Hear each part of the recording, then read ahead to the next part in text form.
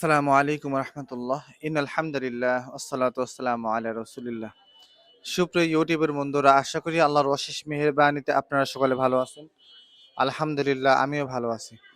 প্রতিদিনের ন্যায় আজকে একটা ভিডিও নিয়ে আসলাম আপনাদের সম্মুখে, অনেক গুরুত্বপূর্ণ একটি ভিডিও। আজকের ভিডিওতে খুবই গুরুত্বপূর্ণ একটি বিষয় নিয়ে আলোচনা করব আপনাদের সম্মুখে।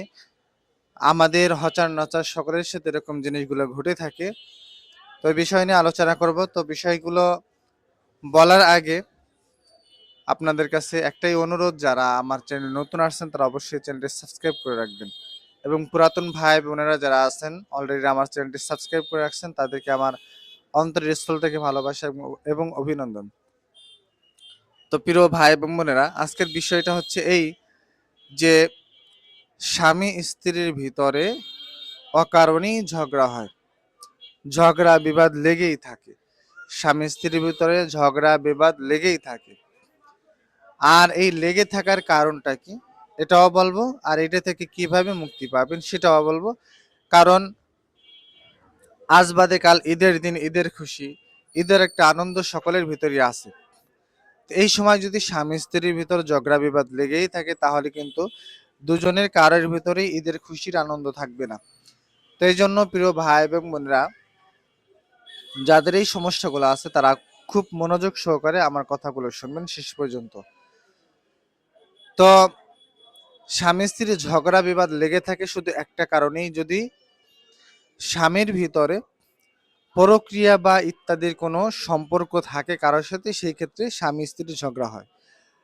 আর যদি স্বামীর ভিতরে এই পরক্রিয়ার সমস্যা যদি না থাকে, বা স্ত্রীর ভিতরে যদি পরক্রিয়ার সমস্যা না থাকে, সেই ক্ষেত্রে স্বামীকে কোনো ব্যক্তি হয়তো কালো জাদু বা ইত্যাদি করেছে, যার ফলে আপনার সাথে খারাপ আচরণ এবং আপনাকে দেখতে পারে না।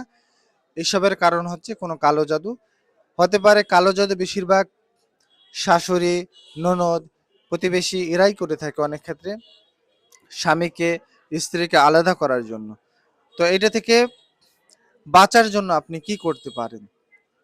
তো স্বামী স্ত্রীর ঝগড়া বিবাদ লেগেই থাকে, এটা থেকে আপনি কিভাবে মুক্তি পাবেন? এটা থেকে মুক্তি পাবেন একটাই কিছু আমলের মাধ্যমে। সে আমলগুলো আমি বলে দেবো আপনাদেরকে। এই আমলগুলো করলে, ফজর ও মাগরিবের নামাজের শেষে করলে, আপনি এই ঝগড়া বিবাদ থেকে, স্বামী স্ত্রীর ঝগড়া বিবাদ থেকে আলাদা, মানে ঝগড়া বিবাদ মিটে গিয়ে দুজনের ভিতরে মিল মোহাব্বত পয়দা হবে।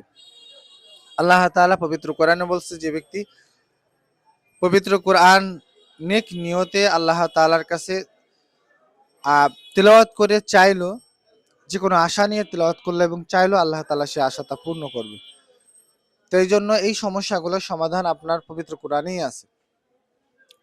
তো যারা বিদেশে আছে বা বাহিরে আছে, দেশে আছে, ঝগড়া বিবাদ লেগেই থাকে, ঈদ আসছে, কোনো ঈদের আনন্দ নাই, সেক্ষেত্রে আপনি এই আমলটা করতে পারেন। ফজর ও মাগরিবের নামাজের শেষে সূরা ফাতিহা 11 বার, সূরা ইখলাস 7 বার, সূরা ফালাক 7 বার, সূরা নাস 7 বার ফজর ও মাগরিবের নামাজের শেষে একই সেম ভাবে পড়তে হবে, যেটা আমি বলতেছি।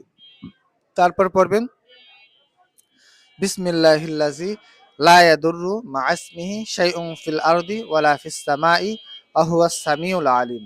এই দোয়াটা পড়বেন। তারপরে আয়াতুল কুরসি পড়বেন। আল্লাহু লা ইলাহা ইল্লাহু আল্লাহু লা ইলাহা ইল্লাহু আল হাইয়ুল কাইয়্যুম লা তাখুযুহু সিনাতুন ওয়া লা নাওম লাহু মা ফিস সামাওয়াতি ওয়া মা ফিল আরদ মান যাল্লাযী ইয়াশফাউ ইনদাহু ইল্লা বিইذনিহি ইয়ালামু মা বাইনা আইদিহিম ওয়া মা খালফাহুম ওয়া লা ইউহীতুনা বিশাইইন মিন ইলমিহি ইল্লা বিমা শাআ ওয়া লা ইয়াউদুহু হিফযুহুমা ওয়া হুয়াল আলিয়্যুল আযীম। এই আয়াতুল কুরসিটা পড়বেন। তারপরে সূরা ইয়াসিনের ৩-৪ আয়াত যা পারেন মুখস্থ করলেন, ওইটা পড়লেন। এই আমলগুলো যদি করেন ফজর ও মাগরিবের নামাজের শেষে, যদি আপনার স্বামী দেশে থাকে তাহলে আপনার স্বামীকে আপনি পানিতে ফু দিয়ে এটা খাওয়াবেন। আর যদি স্বামী বাইরে থাকে, সেক্ষেত্রে ক্যামেরাতে যখন কথা বলবেন তখন আপনি তার ইসে ফু দিবেন, চেহারায় ফু দিবেন। তাতে করে আল্লাহর রহমতে আপনার স্বামীর ভিতর পরিবর্তন আসবে ইনশাআল্লাহ আজিজ।